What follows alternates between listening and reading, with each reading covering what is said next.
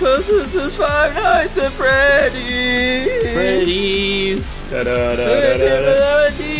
This It game is in the scary. movie. They play it during the credits. Guys, I really liked Markiplier's cameo in this movie. I thought it was really funny and well done. I thought it was really good I liked as well. how he.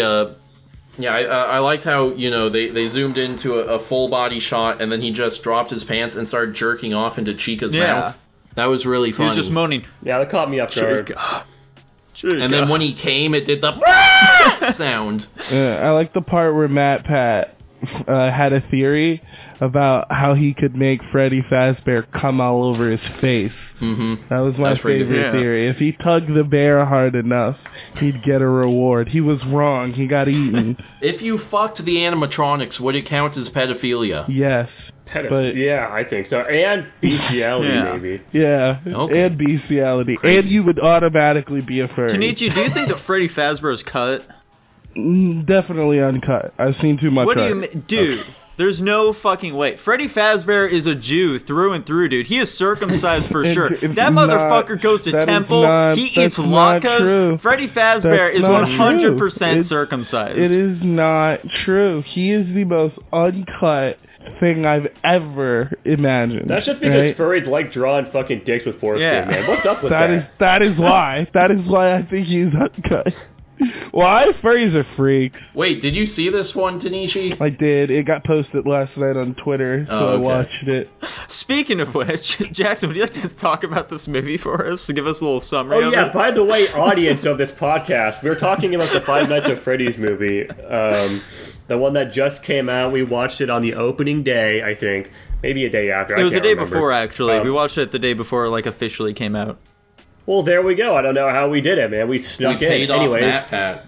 Exactly. He was there accepting our tickets. We had to wait an awkward amount of time for Nico to pull those tickets up, by the way. The guy at the crippled man counting them was just sitting there staring him down. Look, dude, like, there was a half hour of ads before the movie actually started. I don't think it was that big of a deal, okay? And I think we missed 5 minutes of those ads that I wanted to see. It was only fucking 2 minutes. I was looking at my... It was much longer than 2 minutes. No, it wasn't. I was looking at my fucking clock the entire time. You and your fucking bum-ass Comcast.com emails can't pull it up in an app. Look, man. Sitting there waiting for your browser to finally start working. Listen, buddy, like, I know that in hindsight, there are plenty of things I could have done. However... like, if my email just got pulled up like it normally does every single time without issue, then everything would have been totally fine. I don't know why that specific moment decided, hey, I'm not going to do anything right now, since I just pulled up the tickets earlier that day. But, like, that's just how it works out sometimes, man. If that was 2 minutes, that was the longest 2 minutes of my life. Anyways, let's go into the plot of this movie.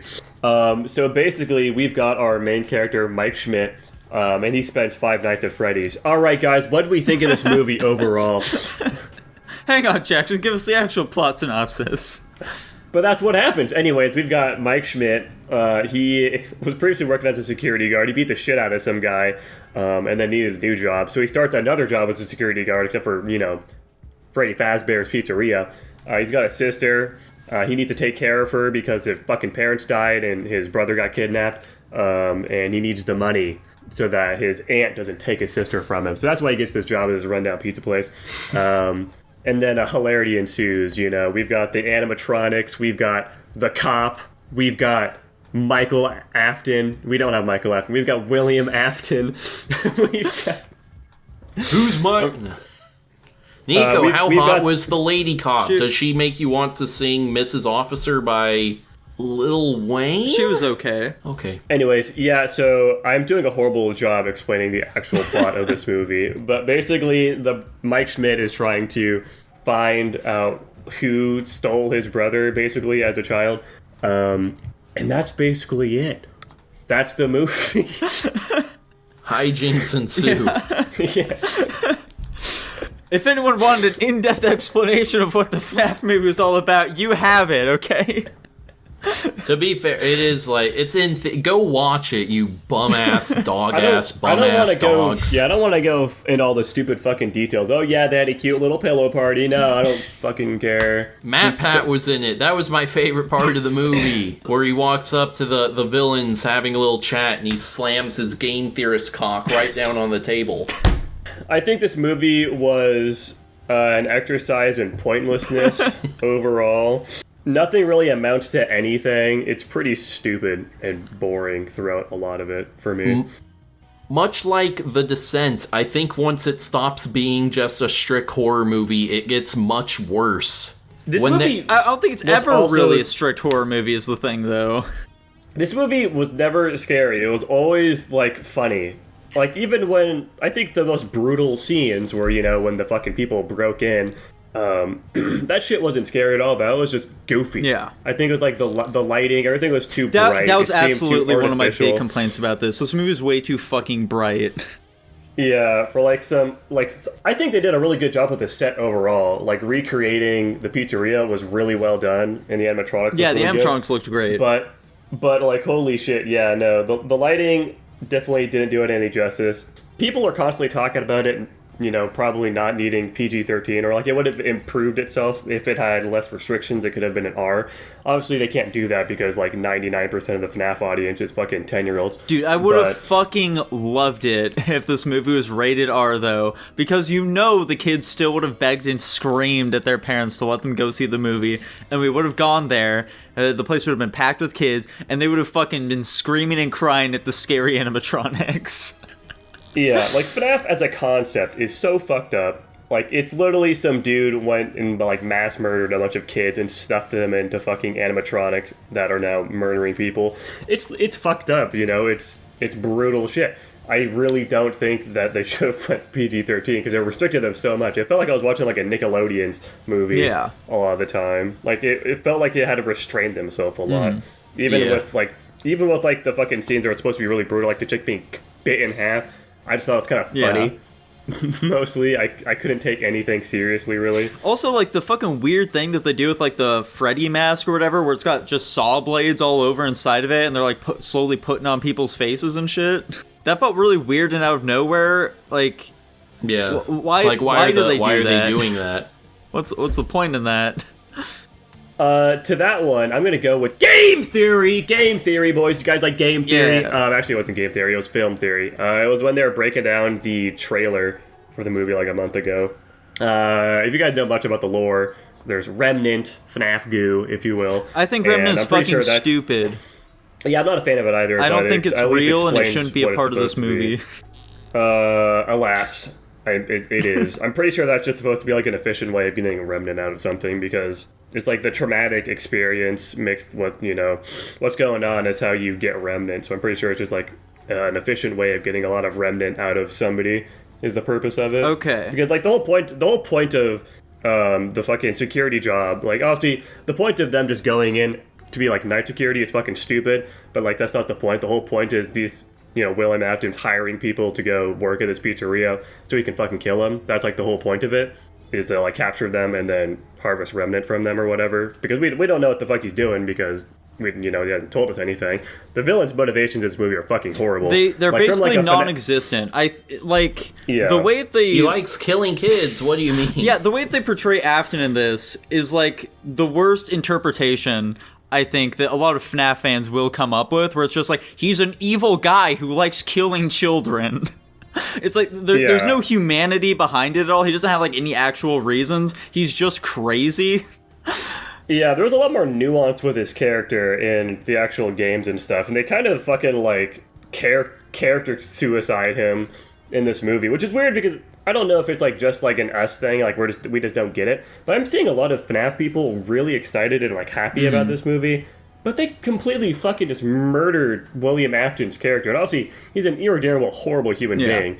But like, they really just don't do his character justice at all in this movie, especially just because I think they're really going in with the audience having a lot of baseline knowledge of the franchise, which is like, you know what they're doing. They're trying to like hardcore appeal to this audience. That's how they're planning on getting their money, and it worked. It has a fucking massive, you know, box office success. Yeah. But, for like the average casual moviegoer, this is fucking stupid.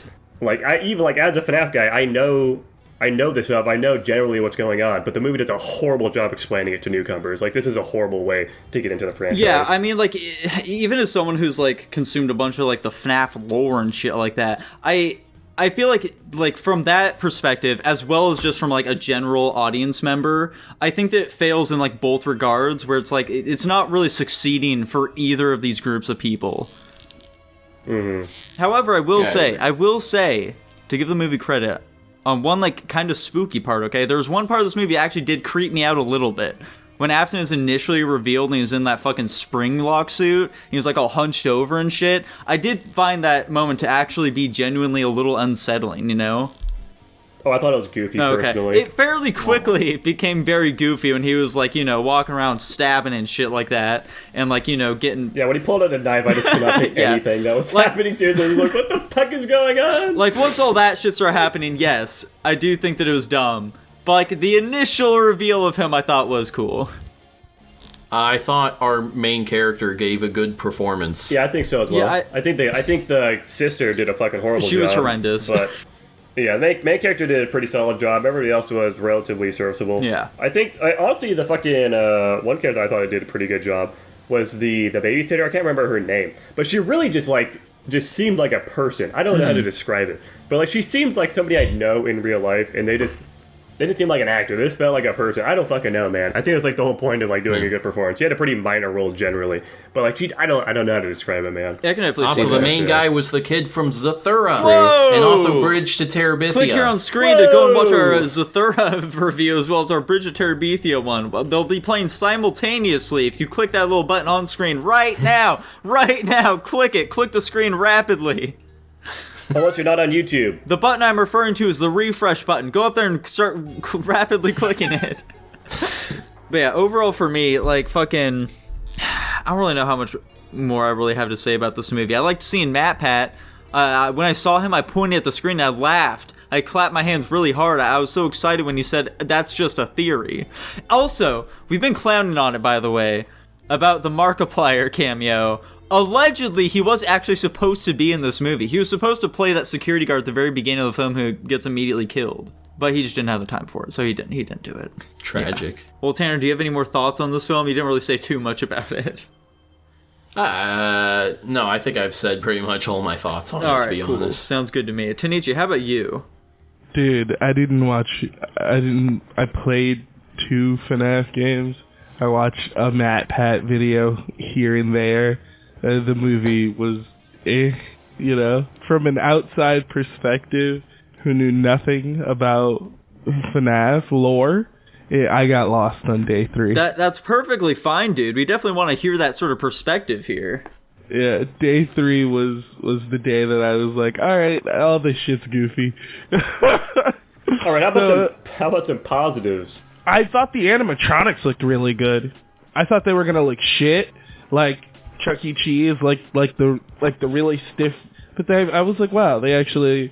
I don't know if they were CGI or if they were actually physical. They were physical things. They actually made they were them. physical. Then the faces themselves was like really cool. I don't know. I was really bouncing. I watched it super late at night, but I was also a little bit off the green. But while I was watching it, I was like, damn, these faces are really cool. Nice. Because the games themselves look like crap. Fair enough. I will actually say I just remembered a couple more things here. Vanessa was she was fine, actually. I don't like that they're tying in shit from that shitty-ass game that I don't like, but, you know, fair enough, I guess. But yeah, she was a fine inclusion. I don't care. This is like entirely separate canon or whatever the fuck. However, the kids were really weird in this movie, and, like, just the way that they kind of interact with Afton. Like, how did they kill him? They drew a picture of him murdering them because they apparently didn't know that he killed them. What? It's because he drew a picture of them being friends, which means that they believed he was friends now. There's some fucking science bullshit that we can't understand. FNAF magic that's happening where he basically had like control over them, I guess, for some reason. We don't know. Yeah, they never explain any of that stuff. And then I guess, yeah, Abby drawing that picture of him being a murderer is what, like, reminded the animatronics that that's what happened. I don't know why the fuck, Abby couldn't just tell him that, or anybody could have just told him that. I don't know why she had to draw a picture. They also, like, talked about that before. They were like, yeah, the yellow rabbit. You gotta be careful of the yellow rabbit. It's like, okay, so they know he's a dangerous guy? Well, they were just saying, I think that they were really just saying the yellow rabbit is important to them, or something they think about a lot. I don't think they were directly saying it's dangerous. They were just drawing attention to it, and it's related to them somehow. Okay. Fair enough, I guess. Did anyone have anything particular, to say about, William Afton, his actor? Did anyone recognize him from anything? Yeah, it's Shaggy, but he's old now. Yeah, we got all the actors from the live-action Scooby-Doo in this film. They're actually fucking Shaggy? Yeah! I thought someone was going to say something about that. Like, all the movies we watched this week had a significant amount of the Scooby-Doo actors in it. I had no idea. This is the Velma. first I'm fucking hearing We're just of missing this. Velma now. Was she in World War Z? Yeah, she was one of the background characters. She was the Israeli soldier. Yeah. He wasn't fucking Scooby-Doo. No way, dude. How nobody mentioned that? Yeah. That's funny as hell. I feel like we said a couple of times while we were watching it. Well, dude, you guys were talking to each other while you were watching it. I was segregated by my lonesome. True. All right, guys, I've got a question to have you guys ponder here. So I don't know if you guys noticed it, but it looked like one of the children's faces in Mike's dreams was always like blurred out briefly. And it was like a different one every time it looked like. What the fuck's up with that? Why were the faces blurred in the dreams? I don't know. I didn't notice that personally, notice so it's tough to say, man. Okay, generally I think the dreams were alright. I liked how they really like sped through the opening bullshit and then just like stopped doing it altogether to give the audience like a familiarity with it and like know what's happening. I think that's a pretty good way of doing it. I think that the dreams looked very nice as well. Like, they were shot totally differently from the actual rest of the film, which helped to make it, feel like its own little section. And also, just generally, one other big positive about this movie was it had surprisingly much better cinematography than I would have expected going into this. Like, it still wasn't anything mind-blowing or anything like that, but it was significantly more competent, and, like, they went much further than they really needed to, Yeah. They definitely put a lot more passion into this movie than I thought they were going to. I think that's mostly just because fucking Scott himself was insanely hands-on with like a lot of it. Literally from what Matt Pat himself had said is like basically everything went through him, which was cool to see, but also probably sounds like a fucking nightmare for the people that are writing the script and all that. Yeah, definitely. But it is what it is. I like the passion behind it. I could see why people that are super into FNAF would like it. So a lot of the people that are like really liking this movie were mostly saying it just because like, oh dude, there's like a ton of Easter eggs, dude. They're like really making a movie for us. There's like a ton of stuff to like look at it and like dissect. Like I liked it when there was that thing on screen that I recognized and I yelled and clapped. I thought that was great. Yeah, exactly. That's basically every time I see somebody positively reviewing this movie, it's always some shit like that for like 10 minutes. That's what I've been seeing too. What the? It's like there's that stuff's cool, sure, but like also the movie's not very great from a basic standpoint, and that's what you should probably be looking at it as. Jurassic World Dominion. Anyway, True. Fucking Dylan. So He's not here right now. What a fucking dumbass. Jurassic World Dominion in S-. Are you Did he on give it a fucking crack? S-? He gave it an S-, dude. There's no Jurassic way. World Dominion. I think that might be by far his most egregious rating. S. Oh my god, you're right. Holy shit. Wait, is it not even S-? No, it's S-. Okay. I don't know why I'm relieved. It's still fucking ridiculous. Yeah, you thought it was S. Just a little bit. That's pretty rough. The cupcake was the goat in this movie, though. It did, like, way more work than any of the animatronics did. That's just because fucking moving those animatronics, I'm sure, is a pain in the ass. Because apparently they had people inside them. Like, they're all costumes except for the Foxy one. Yeah, that's what I would have assumed. So it's just like a pain in the ass to fucking move them around. You can't really have them be very mobile. And the cupcake's easy. A movie about the animatronics coming to life and killing people that are inside of them. They put people inside. That's pretty funny. Yeah, I'm sure the actors are like, are these spring locked? I feel like for like a normal moviegoer who like watched this film, there wasn't like a big distinction for like fucking Golden Freddy or whatever. And so I feel like it could be very easy for someone to be under the interpretation where when they say like there are 5 children, that one of those is like possessing the cupcake as well. Yeah, I think that's fair to say. I think in I'm gonna go back to it. Film Theory's review of the trailer, they literally mentioned that the 5th kid might be the cupcake, which I thought was pretty funny. That's pretty fun. Well, Tanner, what are you gonna be rating this one? I'm gonna give the Five Nights at Freddy's movie a C-. How about you, Tanichi? What are you rating this one? Dude, I feel bad because although I don't know shit about FNAF, You don't have to. That's totally fine.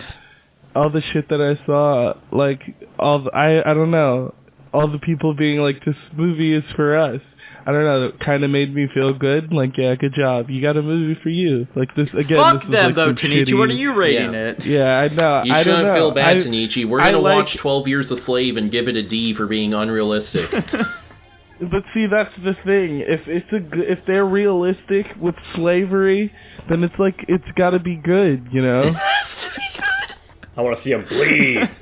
I want real actors getting whipped. Yeah, I'm sorry. Is this slave talking to this white man as if they're friends? It's unrealistic. He didn't call him the N-word once. Well, what are you rating this movie, though, Tanichi? I'll give it a B minus. Okay. That sounds a little generous, but sure. I gave it a B minus because I gave I Know What You Did Last Summer a B minus, and I think that movie sucks. But you know, fair enough. It's a good move. It succeeds at being a movie. That sounds like a very low bar to set. Yeah. I don't know.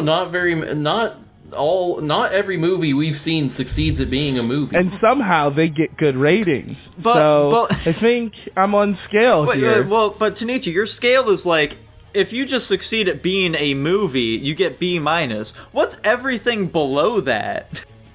You know, shit like The Prince of Egypt. That is a movie. And, you know, The Big Lebowski.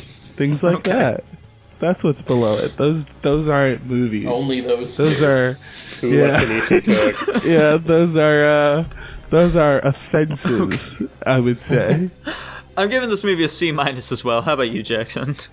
I also gave it a C minus. I'm glad we're all in agreement. Fantastic.